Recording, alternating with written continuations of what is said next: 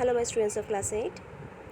Today we are here to talk about our last chapter, that is chapter 16, the Union Legislature. So let's start my students.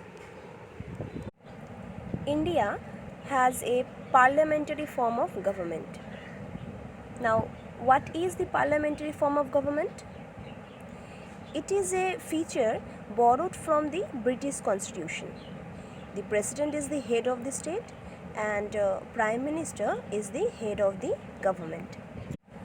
Now, the powers and functions of the government are divided into three branches: the legislature, the executive, and the judiciary.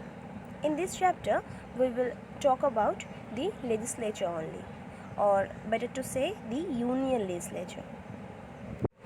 Legislature is that organ of the government which formulates laws.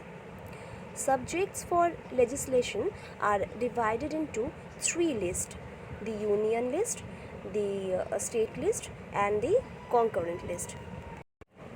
The Union Parliament is the lawmaking body of the central government. It consists of the President and two houses, known as Lok Sabha or the House of the People, and the Rajya Sabha or the Council of States. And in this way, the parliament is bicameral in nature. Now, let's talk about the Lok Sabha at first. The Lok Sabha is the lower house of the Parliament of India.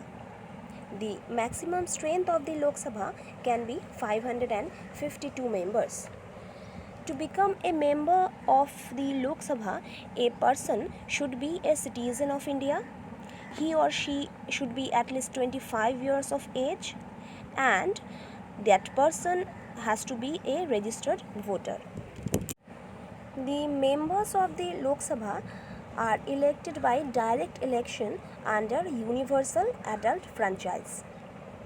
Now, let's talk about the election procedure of the members of the Lok Sabha. The country is divided into many areas for election purposes. Each area is called a constituency. A representative is elected by the people from each constituency to serve in the legislative body.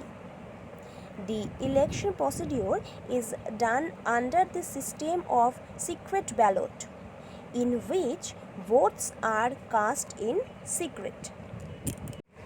As I told you before that the election procedure is done under universal adult franchise. Now let me tell you what is the universal adult franchise.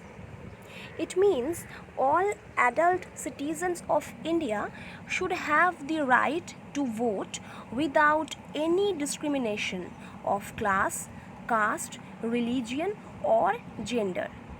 Clear? And the age to become a voter is 18 years or above. The term of the Lok Sabha is of 5 years until the President dissolves it on the ground of losing the support of the majority. The Speaker is the presiding officer of the Lok Sabha. He or she is elected generally in the first meeting of the Lok Sabha following general elections. Now come to our next point, the Rajya Sabha. The Rajya Sabha is the upper house of the Parliament of India. It enjoys almost equal powers with the Lok Sabha. The Rajya Sabha currently has a maximum membership of 250 members. To become a member of the Rajya Sabha, a person must be citizen of India. He or she has to be at least 30 years of age and should be a registered voter. The Vice President is the presiding officer of the Rajya Sabha. Now, let me tell you about the term of the Rajya Sabha. Rajya Sabha is a permanent house and is not subject to dissolve. Each member is elected for a term of 6 years. 1/3 of its member retire every 2 years and they are replaced by newly elected members. Now come to our last point, functions of the parliament. Let's talk about these functions one by one. The primary function of the parliament is a lawmaking function. Secondly, the parliament has a financial control through budget discussion. It controls over the finances by the Lok Sabha. Got it?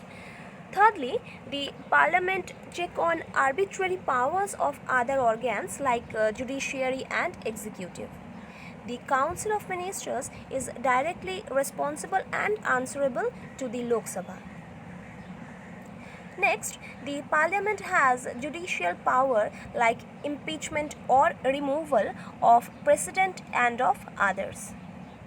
Lastly, the parliament plays an important role in the election of the president and the vice president. The parliament meets at least twice a year, and to conduct a meeting, at least 10% of the total membership has to be present. This procedure is known as the quorum. So my students, here is the end of our today's discussion. Our half-yearly syllabus also ends over here. Go through the chapter properly, write the question answer in your classwork copy and learn properly. Thank you.